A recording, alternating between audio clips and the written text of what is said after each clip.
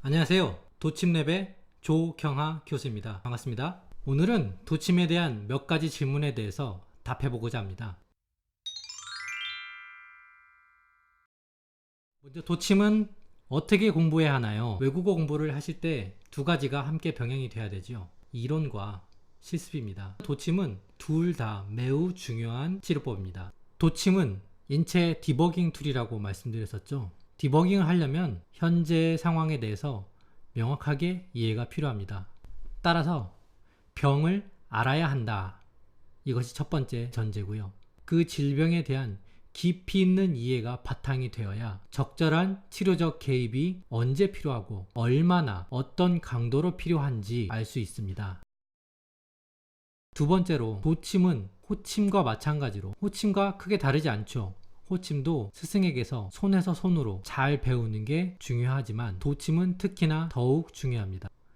이침대도라는 말이 있습니다. 도침을 통해서 수술을 대체한다는 뜻이지요. 도침은 수술처럼 문제 부위를 절개해서 열어서 눈으로 보고 치료하는 것이 아닌 말 그대로 블라인드 상태에서 치료를 하는 도구이기 때문에 더더욱 수련이 중요합니다. 스승의 손에서 손끝으로 전달되는 도제식 기술입니다. 하지만 여러가지 사정상 도침을 오랜 시간 깊이 있게 배울 수 없다면 여기에서 제시하는 두 가지 단계에 따라서 조금씩 배움의 깊이를 넓혀가는 것을 추천드립니다. 먼저 최소 자극 도침이 있습니다. 최소 자극 도침은 외래에서 흔히 볼 수 있는 질병들을 호침으로는 조금 시간이 오래 걸리는 질환들을 도침을 이용해서 빠르게 치료할 수 있는 방법입니다. 대신에 치료 자극이나 강도는 아주 부드럽게 횟수도 적게 치료 깊이도 얕게 들어가는 치료 방법입니다. 최소 자극 도침 치료를 어느 정도 수월하게 할 수 있다. 그렇게 된 상황 에서 조금 더 깊이 있게 심부 도침, 관절, 척추에 적용하는 고난도의 도침을 스승을 통해서 배워나간다면 크게 무리 없이 도침을 배울 수 있습니다.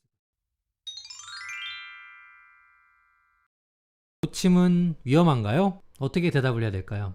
도침은 위험합니다. 비전문가가 하기에는 위험 부담이 큰 시술입니다. 여러분들은 침의 전문가이고 또는 전문가가 될 분들이고 침을 잘 다룰 수 있다면 도침도 또한 잘 다룰 수 있습니다. 도침은 전문성이 필요한 치료가 맞습니다. 잘못 치료한다면 호침보다 더 돌이킬 수 없는 결과를 유발할 수 있습니다. 따라서 깊이 있는 공부가 필요합니다. 호침도 놓지 말아야 할 부위에 적용한다면 사망에 이를 수 있지요. 도침도 마찬가지입니다. 도침을 안전하게 사용하려면 해부학에 대한 깊이 있는 이해는 물론이고 고도의 술기가 필요합니다.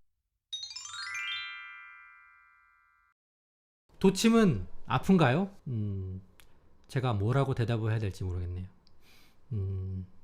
아프지 않다고 하면 거짓말이겠죠. 하지만 호침도 여러분 잘 놓는 분은 아프지 않지만 아파하는 분들도 적지 않습니다. 도침도 어느 면에서는 비슷하다고 볼 수 있습니다. 시술자의 숙련도, 시술자가 얼마나 환자분을 안심시키고 치료를 임하는가에 따라서 통증의 정도는 경감될 수 있습니다. 중국과 한국의 도침에 대해서 비교를 하면서 또 생각해 볼 문제도 있는데 중국은 주로 1mm짜리 도침을 사용하여 치료합니다. 한국은 0.5mm 미만의 도침을 사용합니다. 1mm의 도침을 놓기 위해서는 어마어마한 통증이 수반됩니다. 중국은 리도카인을 사용해서 통증을 케어하고 시술을 하지요.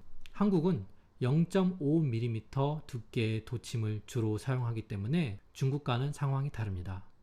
통증도 훨씬 덜하고 통증을 조절하기 위해 주사를 놓는 것보다 바로 도침을 놓는 것이 더 빠르고 통증이 덜합니다. 그래도 아프지 않냐고요? 약간 호침보다 약간 더 아픕니다. 하지만 여러분 걱정하지 마십시오. 아프지 않게 도침을 놓는 방법을 알려드리겠습니다. 이것으로 가장 많이 받는 질문들에 대해서 간단하게 답하는 시간을 가져봤습니다. 여러분은 어떤 궁금증이 있으셨나요? 저한테 메일을 보내시던지 답글을 달아주시면 꼼꼼히 보고 답을 해드리도록 하겠습니다. 다음 시간에는 도침을 실제로 사용하는 방법에 대해 배워보도록 하겠습니다.